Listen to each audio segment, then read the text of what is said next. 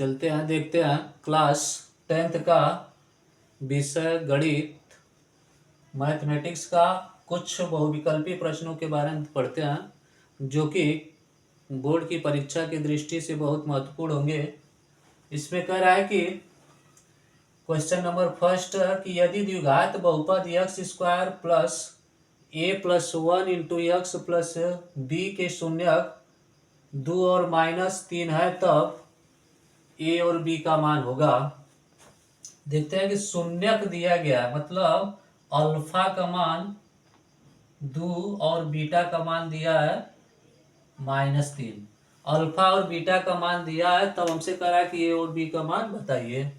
तो यहाँ हम देखेंगे अल्फा हमें पता है कि शून्यक यदि अल्फा और बीटा पता है तब शून्यकों का योग होता है अल्फा प्लस बीटा बराबर -b/a, लेकिन b की जगह दिया गया है a+1। ए का मान कितना है 1 और यह अल्फा प्लस बीटा जो वैल्यू होगा या तो मान रख दीजिए अल्फा का मान 2 -3 बराबर -a+1। ये होगा कितना 3 में से 2 गया 1 -1 बराबर -a+1 और माइनस से माइनस कैंसिल होगा तो यहाँ मिलेगा a बराबर 0।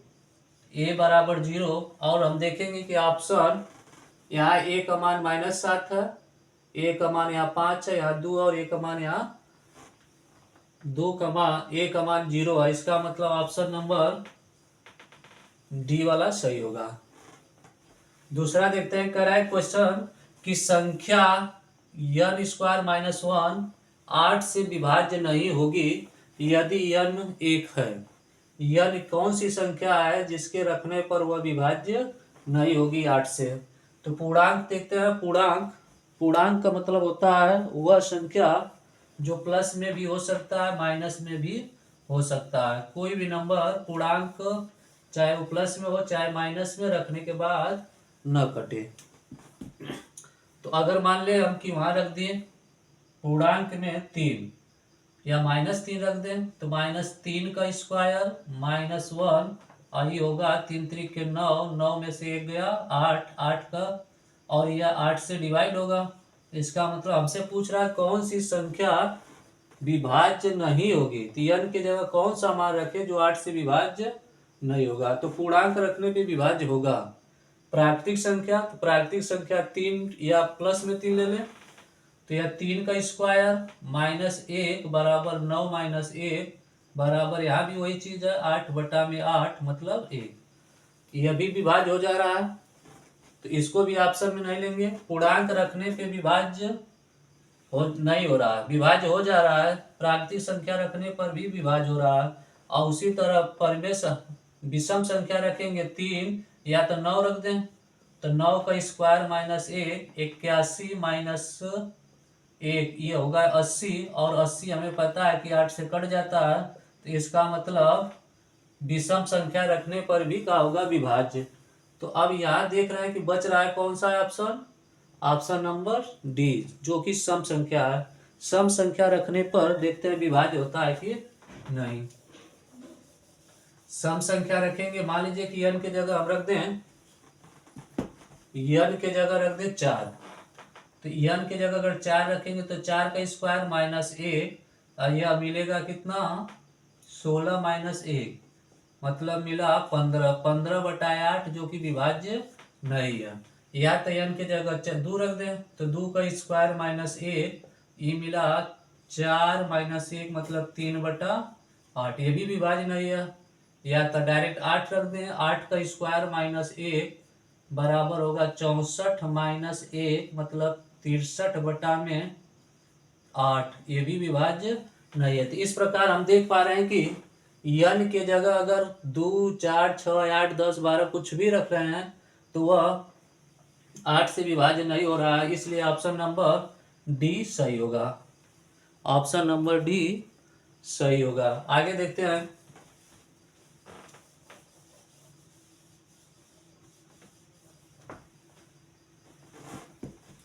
फिर कह रहा है कि रेखाएं a1x + b1y + c1 = 0 एक रेखा का समीकरण दिया गया और दूसरी रेखा a2x plus b2y plus c2 बराबर 0 का कोई हल नहीं होगा यदि कंडीशन है कोई हल नहीं होगा।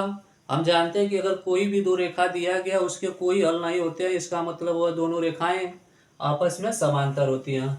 जब दो रेखाएं समांतर होंगी तो यह कभी नहीं इंटरसेक्ट करेंगी या प्रतिच्छेद करेंगी, और जब प्रतिच्छेद नहीं करेंगे तो इसका मतलब इसमें कोई हल नहीं होगा। तो दो रेखाओं के समांतर होने का जो प्रतिबंध होता है वह होता है a1/a2 equal to b1/b2 is not equal to c1/c2।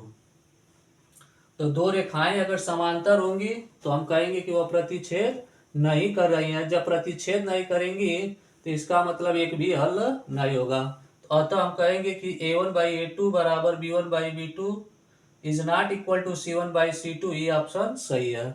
और देखते हैं अगर तीनों बराबर ना होते तो कोई कंडीशन नहीं है, लेकिन a1/a2 is not equal to b1/b2 हो तब रेखाएं प्रतिच्छेदी होती हैं। अगर a1/a2 b1/b2 इस दोनों बराबर न हो तो रेखाएं प्रतिच्छेदी होंगी, या जब प्रतिच्छेदी होंगी तो उसके एक हल होंगे। अगर कोई रेखा प्रतिच्छेदी है तो उसके एक हल होंगे।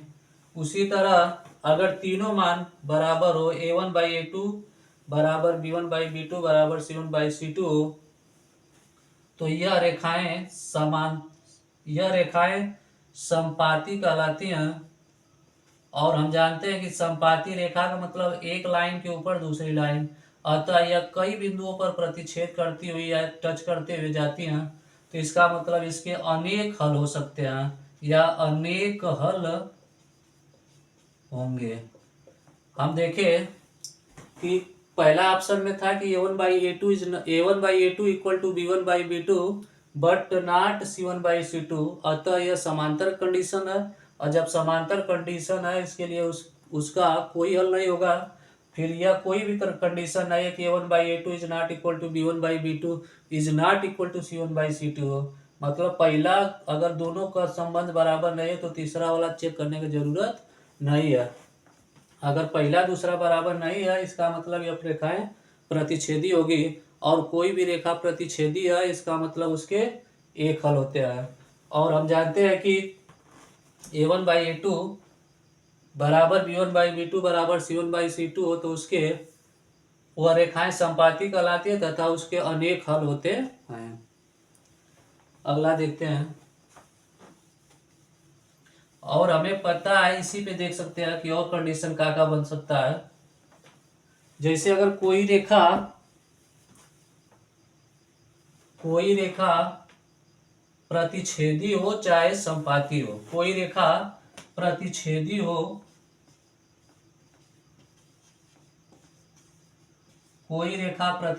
हो या संपाती हो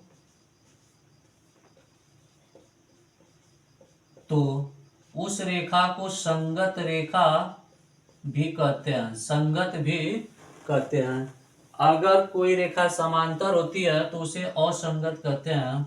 रेखा समांतर हो तब उसे असंगत कहते हैं। अर्थात किसी भी रेखा के संगत होने और असंगत होने के लिए कंडीशन है कि रेखाएं या तो प्रतिच्छेदी हो चाहे संपाती हो तो वह संगत होगा। अगर रेखाएं समांतर हो जाएं तो वह असंगत होता है। यह सब टॉपिक परीक्षा की दृष्टि से बहुत महत्वपूर्ण है जिसको हमें याद रखना चाहिए। आगे अगला ऑप्शन देखते हैं। क्वेश्चन नंबर 4 है कि एक शून्येतर परिमेय संख्या और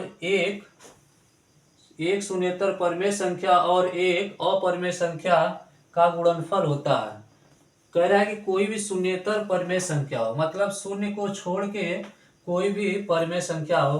तो हम मान लें कि शून्य को छोड़ दिए तो कोई भी परिमेय संख्या एक ले लें, और उसके बाद कोई अपरिमेय संख्या, इन दोनों का गुणा करें। अपरिमेय संख्या वह संख्या होती है जिसका हम स्क्वायर रूट नहीं निकाल पाते या क्यूब रूट नहीं निकाल पाते हैं।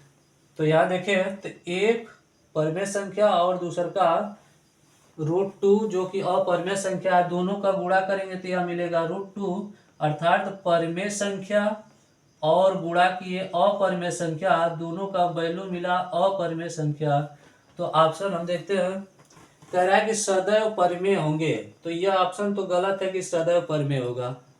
दूसरा सदैव अपरिमेय होगा, ये ऑप्शन सही हो सकता है। परिमेय या अपरिमेय, सदैव अपरिमेय। और दूसरा देखते हैं, मान लीजिए कि परिमेय संख्या 4 ले लें और दूसरा का ले लें 3। अपरिमेय संख्या गुणा करेंगे तो 4 कड़ी में 3 होगा, और जो कि अपरिमेय संख्या। अतः कह सकते हैं कि कोई भी एक परिमेय संख्या और एक अपरिमेय संख्या, दोनों का गुणनफल सदैव अपरिमेय संख्या होता है। दोनों का गुणनफल सदैव अपरिमेय संख्या होगा। अगला क्वेश्चन,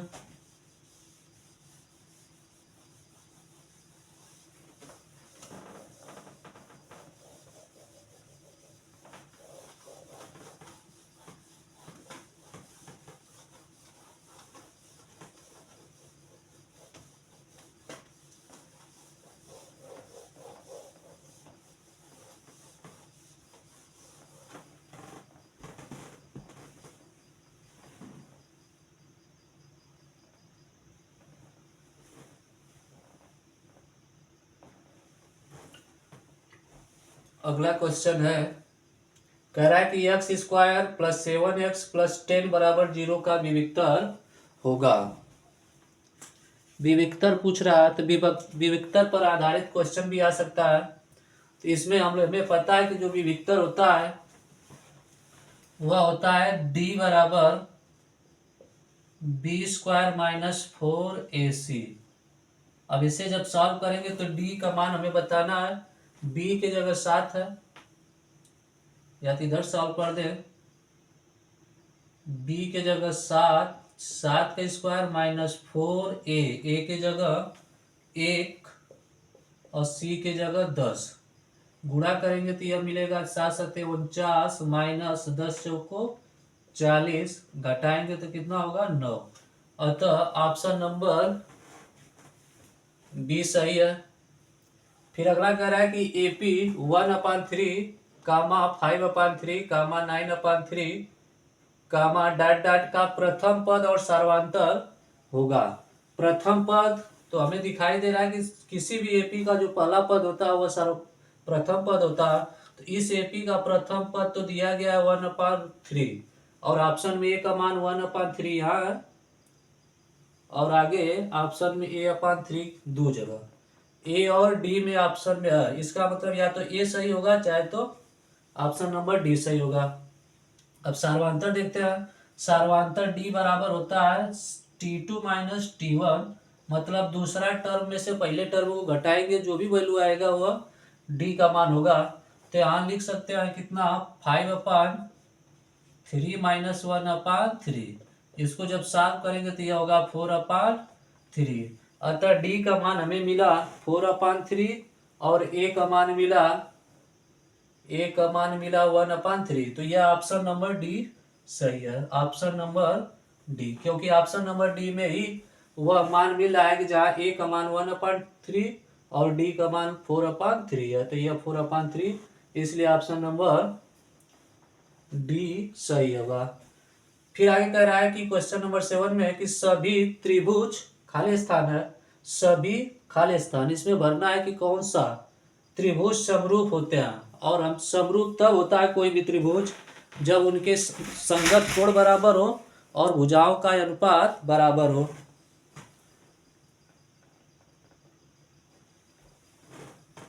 फिर से देखिए, कह रहा है कि सभी त्रिभुज समरूप होते हैं। तो समरूप कब होगा कोई भी त्रिभुज, जब उनके संगत कोण बराबर हो और भुजाओं का अनुपात बराबर हो। तो हमें कोई भी समद्विबाहु त्रिभुज है, इसका मतलब इसमें दो कोण, समद्विबाहु त्रिभुज है तो दो भुजा बराबर होगा, और जब दो भुजा बराबर होगा तो उनके केवल दो कोण बराबर होंगे। जबकि सभी का बात कर रहा है तो इस सभी के लिए सही नहीं हो सकता है, लेकिन त्रिभुज समरूप होते हैं कौन सा, विषमबाहु तो एकदम नहीं होगा, तीनों अलग अलग होगा, लेकिन समबाहु त्रिभुज जो होगा उसके सभी कोण आपस में क्या होते हैं, बराबर होते हैं। सभी कोण 60-60 अंश के होते हैं। अतः जो समबाहु त्रिभुज होगा वही का होगा, ऑप्शन सही होगा। तो ऑप्शन नंबर सी कि सभी समबाहु त्रिभुज समरूप होते हैं। फिर आगे कह रहा है कि tan 30 डिग्री का मान होगा, तो tan 30 अंश का मान कितना होता है 1/√3। तो इसका मतलब यह हुआ कि जो भी मॉडल कराया जा रहा है इससे यह निष्कर्ष निकाल सकते हैं कि इस पर आधारित कुछ न कुछ प्रश्न आ सकते हैं बोर्ड की परीक्षाओं में।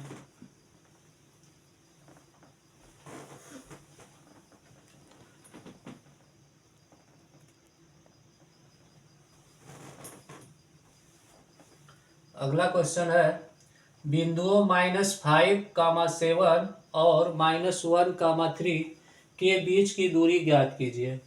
तो यहाँ दो बिंदु दिया गया है जिनके बीच की दूरी है ज्ञात करना है। ऑप्शन दिया गया है कि 2√2, दूसरा ऑप्शन है 2, तीसरा है 3√2, चौथा ऑप्शन है 4√2। तो देखते हैं कि दो बिंदुओं के बीच की दूरी होती क्या है। हमें पता है कि दो बिंदुओं के बीच की दूरी यह होता है d बराबर √x2 - x1 का x2 - x1 का whole square plus y2 - y1 का होल स्क्वायर। किसी भी दो बिंदुओं के बीच की दूरी के लिए फार्मूला यही है √x2 - x1 का whole square plus y2 - y1 का होल स्क्वायर। यहाँ बिंदु दिया गया एक -5 और 7, तो हम लिख सकते हैं d बराबर होगा -5 - 1, तो -5 माइनस माइनस प्लस 1 का स्क्वायर प्लस और इधर 7 - 3 का स्क्वायर, 7 - 3 का स्क्वायर। ये होगा 4, 5 में से 1 गया 4, -4 का स्क्वायर प्लस यहाँ 4 का स्क्वायर बराबर होगा 16 + 16, या इसको लिख सकते हैं करड़ी में 32, या तो 16 कॉमन कर लीजिए। इसे ऐसे भी लिख सकते हैं 16 यदि कॉमन होगा तो 1 + 1, या 16 का स्क्वायर रूट होगा 4 करड़ी में 2। तो जो डिस्टेंस है दोनों पॉइंटों के बीच का वह मिला 4 करड़ी में 2, अतः ऑप्शन नंबर डी सही होगा। अगला 10वां क्वेश्चन है, कह रहा है कि कोई एक वृत्त है जिसके बाहर स्थित किसी पॉइंट Q से खींची गई स्पर्श रेखा की लंबाई 24 है और Q से उस पॉइंट सेंटर को मिलाने वाले रेखाखंड की लंबाई 25 है, तब दिए गए वृत्त की त्रिज्या ज्ञात कीजिए। तो त्रिज्या देखिए कितना होता है। ऑप्शन दिया गया 7, 12, 15 और 24.5। हमें पता है कि वृत्त के केंद्र से जीवा पे या वृत्त के केंद्र से स्पर्श बिंदु पर खींची गई त्रिज्या स्पर्श रेखा पे लंब होता है। इसका मतलब यहाँ जो बनेगा एंगल वो 90 डिग्री होगा, और 90 डिग्री के सामने वाला वैल्यू कर्ण होता है। तो यहाँ कर्ण का मान हमें पता हो गया 25, और यह एक मान मिल जाएगा आधार का काम करेगा, और ये हमसे पूछ रहा है कि इसका मान ओपी का। तो या तो लिख सकते हैं समकोण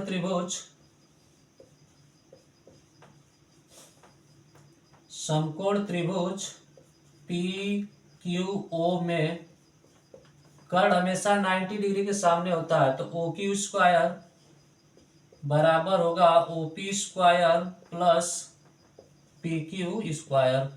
ओ क्यू का वैल्यू दिया गया है 25, 25 का स्क्वायर बराबर ओपी, ओपी का मान निकालना है OP square plus P Q का मान दिया गया है 24, 24 का स्क्वायर। सॉल्व करेंगे तो यह होगा 25 का स्क्वायर 625 बराबर ओपी स्क्वायर बराबर प्लस में 24 का स्क्वायर 576,